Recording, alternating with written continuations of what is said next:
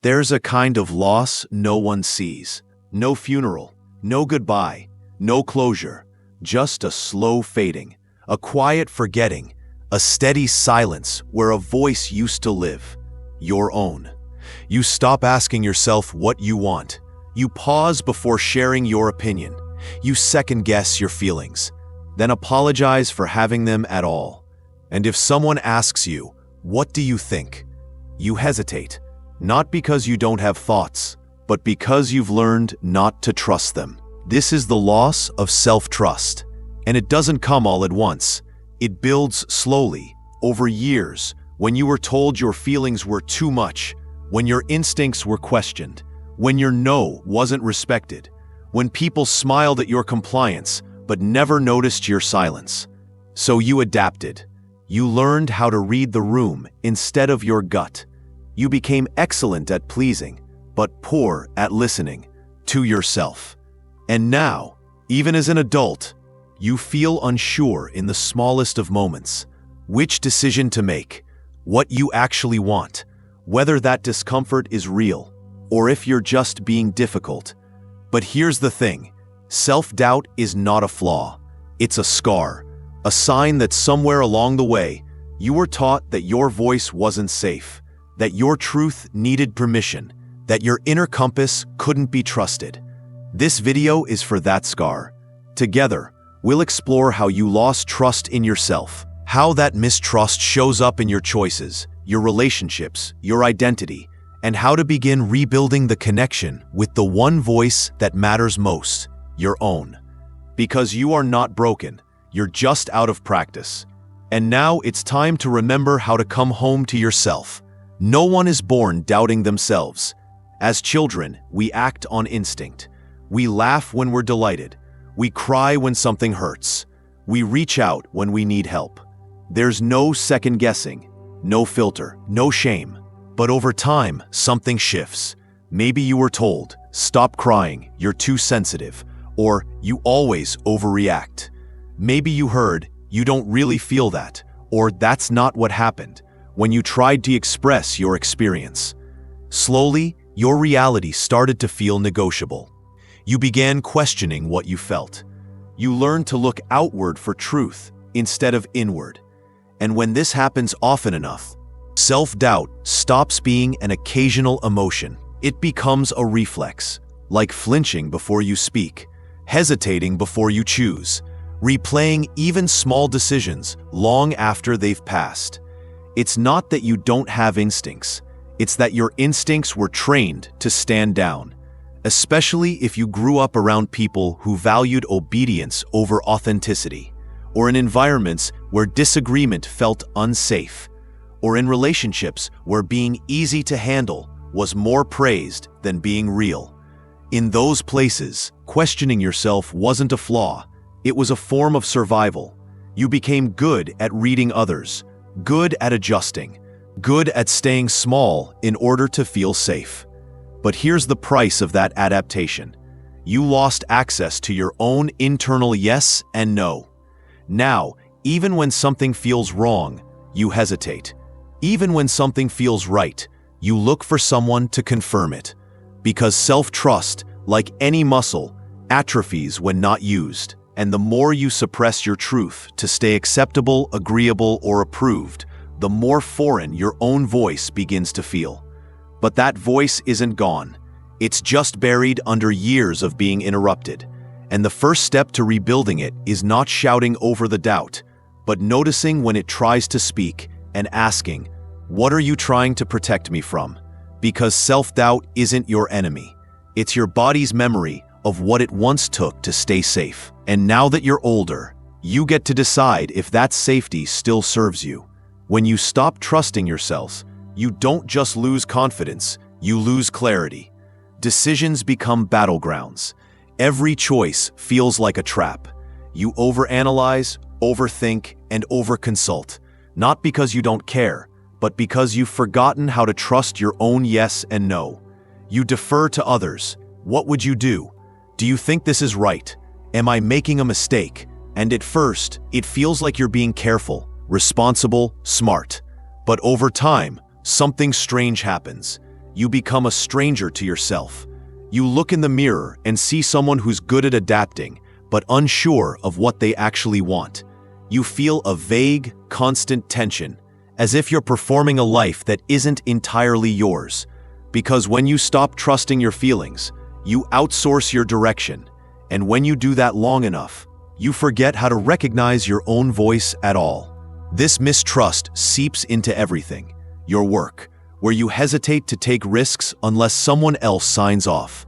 Your relationships, where you suppress your needs because you assume they're too much. Your creativity, where you abandon ideas because you can't tell if they're good or if you just want them to be.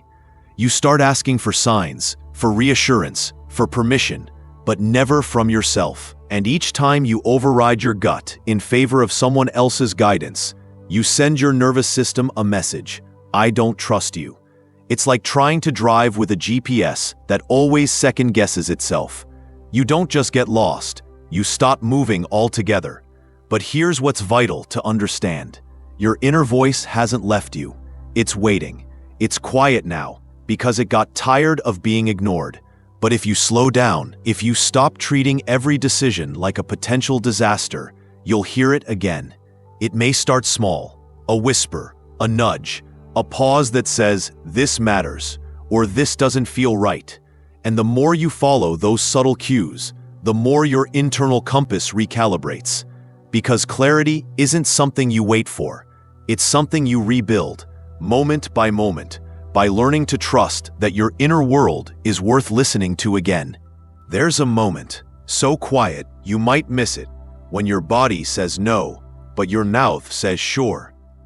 It happens at the dinner you didn't want to attend, the project you didn't have capacity for, the relationship that's long outgrown its peace.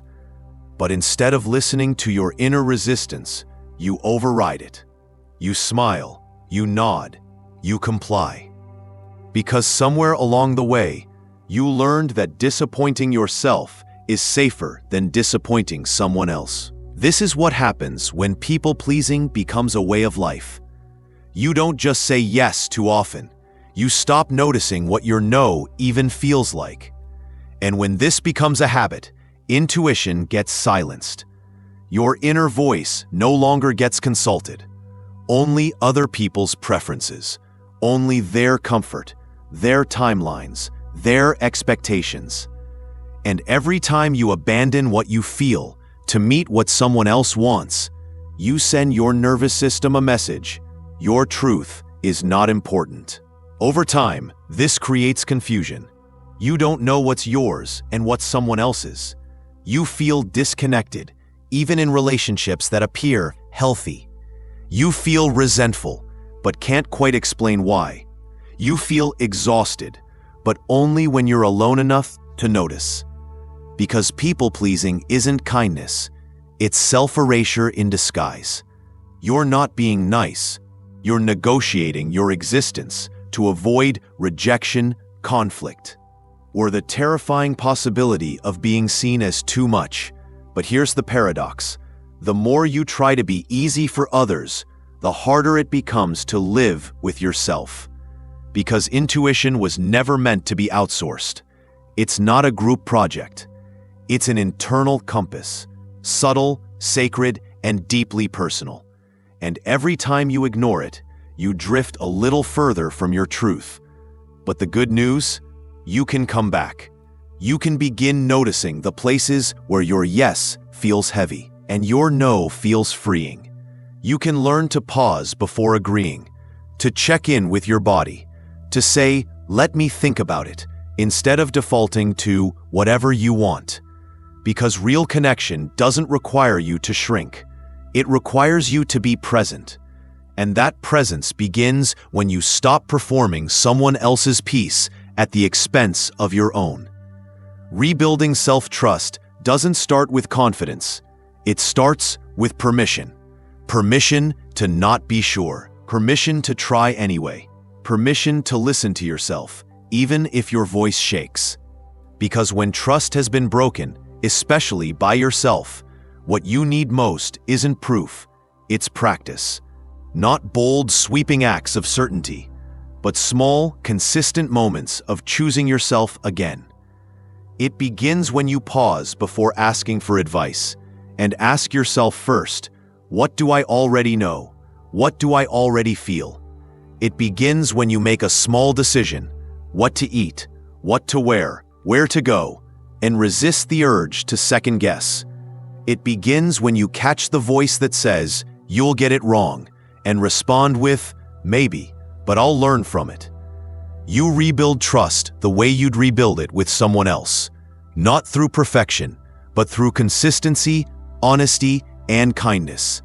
You start showing up for yourself. You take your own side.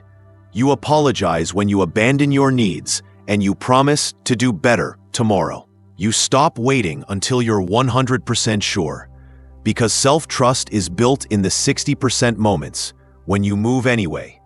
You stop demanding guarantees, because growth doesn't come with proof in advance, only reflection after. And most importantly, you stop thinking that self-trust means getting it right. It doesn't. It means being willing to be wrong without abandoning yourself in the process. Because every time you make a choice, own the outcome and stay gentle with the part of you that tried. You lay another brick in the foundation of self-trust. And slowly, that shaky voice inside starts to feel steadier. Not because you figured everything out, but because you kept listening. And eventually, you won't just hear yourself, you'll believe yourself. That's the real return. Not to perfection, but to presence. Not to certainty, but to connection. To your voice, your rhythm, your path. One brave, quiet choice at a time. You've spent so much time trying to be what others needed, what was expected, what felt safe. You learned how to stay agreeable, how to be useful, how to make sure no one ever saw you as a burden. And somewhere in that quiet, invisible effort, you lost touch with your own voice. But here's what you need to know. It's still there. Beneath the hesitation, beneath the people-pleasing, beneath the second-guessing and the I don't know that slips from your mouth when your heart already does. You've never really lost yourself. You've just been conditioned to doubt what was always true. But the voice you've been missing, the one that knows what you feel, what you want, what matters, it's not gone. It's waiting. Waiting for your attention, your belief, your willingness to listen again. And listening doesn't mean getting it perfect. It means getting closer. Closer to what feels real, what feels right, what feels like you. So let this be the moment you come home, not to who you think you should be, but to who you already are. Not the version you've curated, not the role you've played, but the self beneath all that. The one who remembers, the one who knows, the one who trusts. Because your life doesn't need more advice, it needs more alignment. And that begins now, with one small brave question. What if I already know?